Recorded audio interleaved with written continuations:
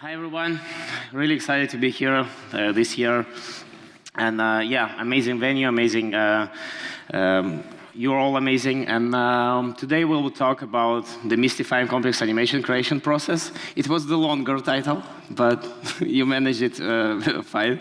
So before we go into that, a couple words about myself. So I'm Vladimir Novick. This is my fancy logo that is actually just a copy-paste from VS Code into Sketch, and that's how it turned to be. I'm developer advocate at Hasura. I also Google developer expert, author, consultant, and I do web, mobile, VR, AR, IoT stuff. You have a Twitter handle here on the slide, as well as my website. So because I do like a bunch of all of these things, sometimes I want to add AI and blockchain to be kind of top of buzzwords, but still not there. But I can say I'm sort of like building cyberpunk future in a good way. So I have these stickers, by the way. If you want to grab these stickers, I can give you after the talk. So as I mentioned, I work in Hasura. We basically, in one word, we auto-generate high-performance real-time GraphQL on top of new and existing database with lots of good benchmarks. It's really high performance, and yeah, it's for free because it's an open source. So if you're interested into this after the talk, find me and talk with me about that.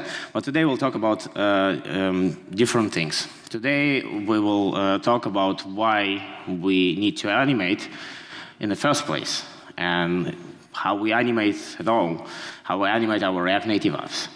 So some people say, I animate because I can.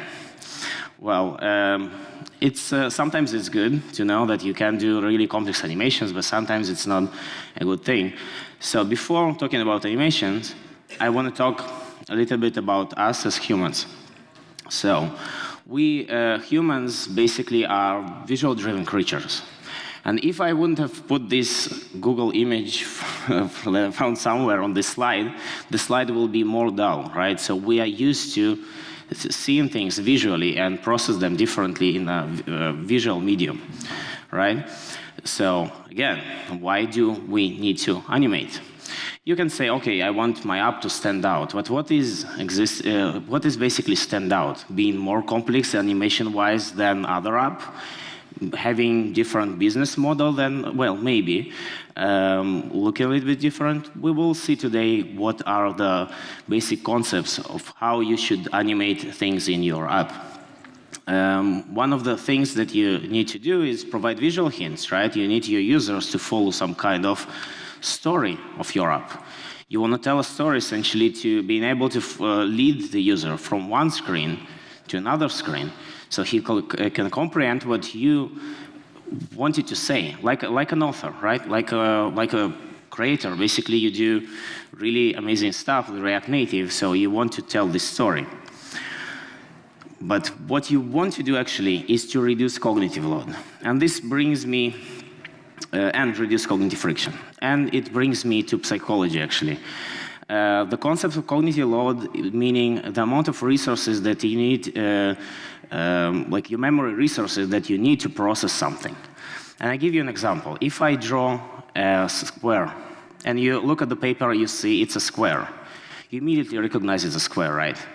But if I say, I have a line of specific length, and at the end of this line, I have another line, the same length of the first line, perpendicular to the first line. And at the end of the second line, I have a third line, perpendicular to the second line, parallel to the first line, with the same length of the first and the second line. I won't continue, you know where it goes.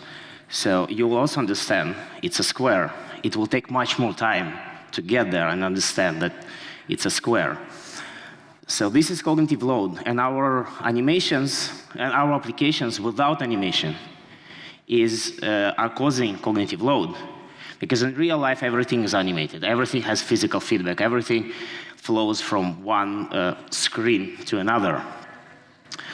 But then you can say, okay, I will make everything fly around and everything like in real life, and like pigeons fly in world peace, right? But then you can cause cognitive friction.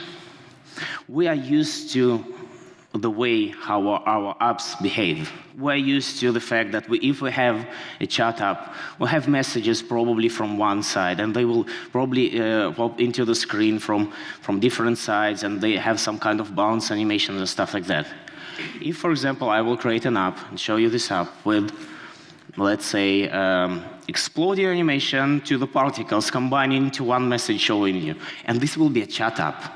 Like literally every message you will see like explosions and particles flying around. It won't take you more time to process that, it will just be annoying, right? So what you need to do is to reduce cognitive friction when you animate. Now, your UI should be predictable. It doesn't, it's not supposed to be really complex, and it's not supposed to be over animated. Stick to the patterns that work. You can invent things. I'm not saying you just do what other people do with their apps. Invent new things. But think twice when you do add this or that animation to your app. Think if it will reduce cognitive load or if it will cause cognitive friction. You need to kind of balance both. And basically, your UI should react fluidly to user action. It's another important concept.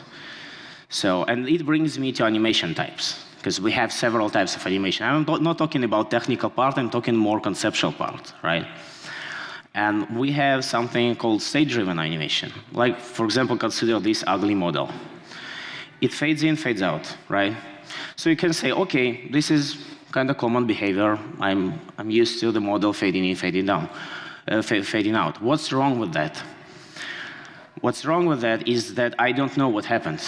If it's a form, I don't know if it was submitted. I don't know if it goes to the server, I get an error. What happened? Just appeared or disappeared? I have no idea what happens next. So you're basically leaving your users in the dark. And I like to say you're trying to shoot in every direction because you're trying to bring their attention with these cool animations. And, well, model wasn't cool, but yeah. So what we can change, consider this example. We have a model. Couple of different, like maybe a line of code, a couple of lines of code, different animation. And then if it's a form, we know when it's submitted. If it's, let's say, an error, you have a shaking form, stuff like that. You already know these experiences, right? You probably done, raise your hand who did these type of forms. Nice, so you know what I'm talking about. Like if, and if you do these forms without these kind of action-driven animations, then you will cause cognitive friction. Sorry. And it brings me to action-driven animation. This is the example brought from Behance. There are dozens of examples like this. This is example of good action-driven animation. Bad animations causing cognitive friction because too much, right? Like really, like too much animations for just opening an accordion window.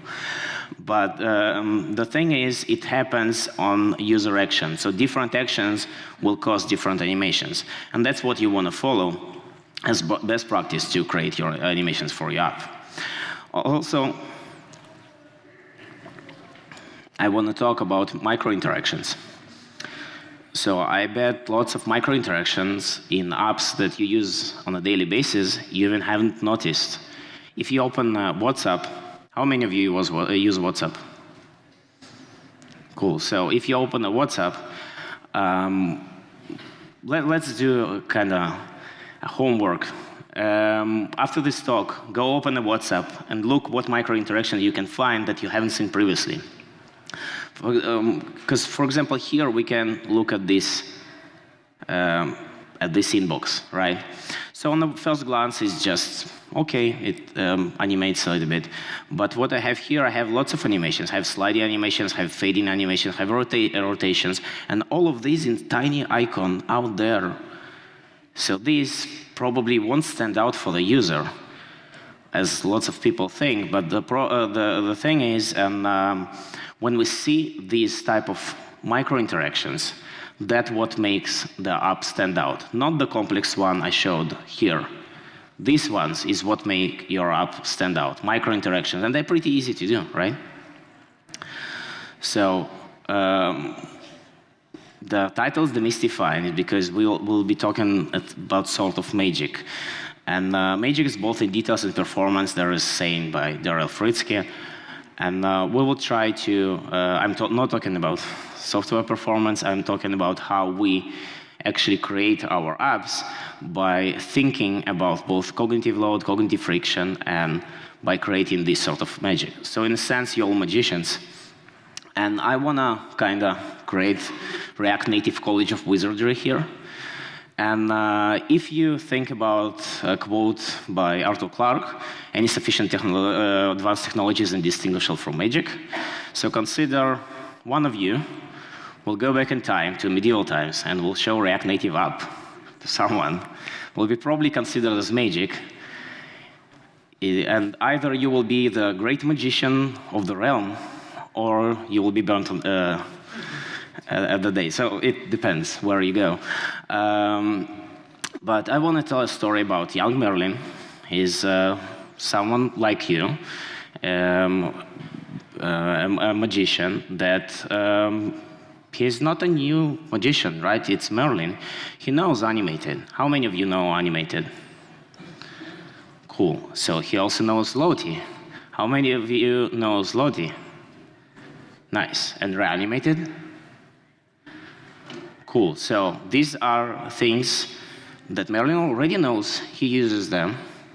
He feels pretty comfortable with that. But what happens when he gets a scroll from a design, from proud artist, and designer says, it's magic. But Merlin is a magician. He wants to create this magic. He is the one that creates this magic, right? So he wants to do that. And he sees something like this. So he sees like these kind of animations, transitions, right? And a bunch of like parallax scroll, right? He sees everything in one ticket. Please do this, right? Then our app will be best sold on any of the stores, right? So how Merlin even start with that? So there is a concept divide and conquer, right? So that's how we need to address our animations. We need to separate them to specific components or specific parts and understand how they are animated. So what we have here, we have micro interactions. We had this popping major glyphs popping out, bouncing. So we have micro interactions. We have action-driven animations. Whenever we click, tap on major glyph, we go either to one screen or another. So, and we have this element animates from one place to another. Something like this, right? So it animates up, and this animates different way. So we have also action-driven animations. We have screen transitions, right? And we have gesture animations or on-scroll behaviors. And I will ask you a question. How many of you think it's gesture animations? How many thinks it's on-scroll? Others? One person thinks it's on-scroll, others okay. So we will see how they are implemented. So we have different style types. We have bouncing, we have fading in, we have transitions. It looks not like rocket science, but looks pretty complex to understand from just looking at the design, right? So we need to separate. We have scale changes, we have opacity changes, we have translate changes for X and Y, and we have gestures. And in this case, we have on scroll. We don't have gestures in this case. Because sometimes, and this is a common pitfall, sometimes people confuse gestures for on scroll behaviors. We can simply use on scroll for implementing some of things people think they are gestures. So let's see the code. And the magic, Merlin magic scrolls. That will be better. So we have the transition, shared element transition. When I tell you about shared element transition, I mean transition from one screen to another. And it's actually how it's done under the hood is in one screen I have an element at some place of the screen, and the other screen I have the same element a different place of the screen. So how do I transition between one and another? Whenever I move to a second screen, I need to remember the coordinates of my, or form and shape of my first element on the first screen, and animate my element to the particular place on the second screen. It can be achieved really easy with a fluid navigator by using React navigation fluid transition. So I defined a bunch of different screens, and on my screen, I wrap my image into transition, and I name my shared element. Now, under the hood, it uses like animations defined on the native side. So under the hood, it calculates all you need to do and basically animates element from one screen to like the place on the other screen. Now we also have parallax scrolling. So for parallax scrolling, we have paging enabled because we kind of wanted to have this swap between images. We want them to stick to one side or to the other side. But we needed parallax, right? So we needed to capture some kind of event, right? And that's what exactly we do. We take animated event, and we set it as animated value on state. So then, for parallax scrolling, we can interpolate, and we will need number of images that we have. That's why I have the image length. I have particular index. This is done. You will see it in a bit. This is done for knowing how I want to transition between one image and another. So for the scrolling, I just use my animated style. So nothing so complex. For now, we already created kind of half of experience we had, right? Just by separating. Just by separating two different parts, we already almost achieved what Merlin wanted to achieve. So get interpolate will be kind of more complex. How many of you use interpolate for the React Native? Cool. So to the ones of you that don't use interpolate, I really advise to do so. The idea is to provide input range of specific values and output range of specific values. And based on the input range, you have the kind of mapping to the output range based on easing functions that you provide. Now, what we need to do with Parallax is more complex, because we need to have some kind of boundary where we do interpolate, and some boundaries where we set our image as static on the screen because I just want to scroll, right? So that's why we also on output range, if my index is 0, like on the first image, then I set 0 to 50 or minus 300. So basically, when I scroll, I'm kind of moving image behind, and when I snap, I put it back in place. So let's see it again, how it looks like. So you'll get the idea. Let's just move. Okay, so like actually, yeah. So like slowly, it's kind of parallax effect, right? So let's get back. So what about gestures, right? So pen responder, how many of you use pen responder? Don't? If you don't want to be like this. No, actually, like there is a reason for that, right? So the pen responder is basically going from JavaScript to native, from JavaScript to native, JavaScript to native. So that is the reason why there is a library React Native's gesture handler, and that's why it's used by React navigation. So Reanimated, React Native gesture handler, that's the best practice to use for animations. Now, you not necessarily have to use Reanimated, but using React Native gesture handler for handling like native gesture will be more logical to do. So what about really complex animations? I'll ask again, how many of you use Lottie? Okay, so ones of you that don't use Lottie, how many of you heard about Lottie? Cool, so like I have 50% people that heard about Lottie. Lottie basically gives you an ability to export animations from After Effects as JSON files and consume them in React Native by just reading this JSON file. And people tend to overuse that. People tend to take these like really complex animations and put it inside the app, and then they don't understand why performance is bad, why it's not running, or why Android crashes. Mostly Android. Now, something like this, for example, what do you think? It will crash Android or not? Just yell out, what do you think? No, it won't crash Android. Something more complex will. Lottie is good, so yeah, beware of monsters. Sometimes there are monsters like really heavy animations. And another problem with Lottie is like responsiveness of some animations is not that good. So you also need to be aware of how you implement Lottie.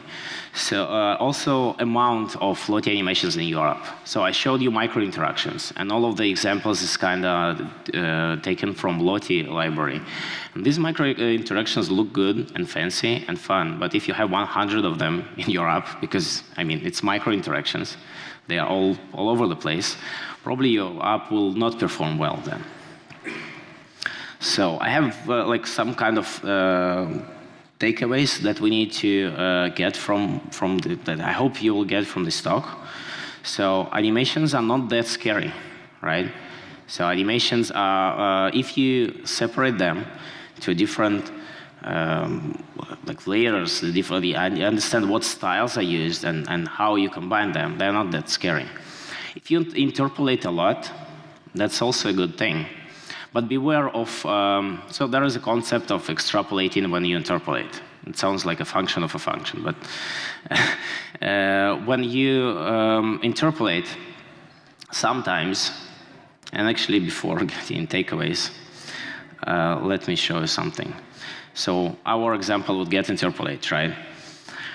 The range that we have, the input range, is just index and width, right?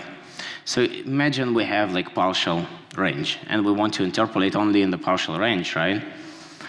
If we don't put extrapolate clamp, whenever you hit the range and continue, our output range will also continue. You'll have weird animations or like weird effects and stuff like that. So beware of extrapolating when you interpolate. Yeah, I'm just going back and forth slides. So this is one takeaway. Beware of state-driven animations. Whenever your designer approaches you and show you, okay, look how cool this fade-in model, it uses really cool spring animation that is based on real physics and like calculations by rocket scientists. No. Just look at it, understand, like what's the, I'm not saying not do that, but I understand how it will affect user. Understand if it serves the purpose, if it reduces cognitive friction, reduce cognitive load, and if it builds cognitive friction, you need to understand and basically be a friend with designer and not argue about like how to do about things. But tell a story of your app, because all of you are magicians and storytellers. And I hope you will create really amazing app that all of us will use on a daily basis, make a huge amount of money, and yeah, and don't overcomplicate things. People tend to do this in when they do animations. Don't overcomplicate. Sometimes some really simple change will be different for the user. Reduce cognitive load and friction, and stick to working practices and experiences. Now, after that, I'm supposed to have like thank you slide and like the ending. But because I'm here and I'm not at, I'm here, there will be some kind of announcement by the company I present, like Hasura. So I want to announce a couple of things, which is kind of spoiler for the official announcement tomorrow, but I think you own it. So now we kind of support deep schema stitching with performance boost, 66 Postgres load reduction, and if you want to talk about that, meet me at the device lounge or over there. We will talk more in depth about Hasura, and yeah, we can talk about animations and everything. Now, thanks a lot for listening to me, and I hope you like this talk. Thanks. Thank you, Vladimir. Thank you.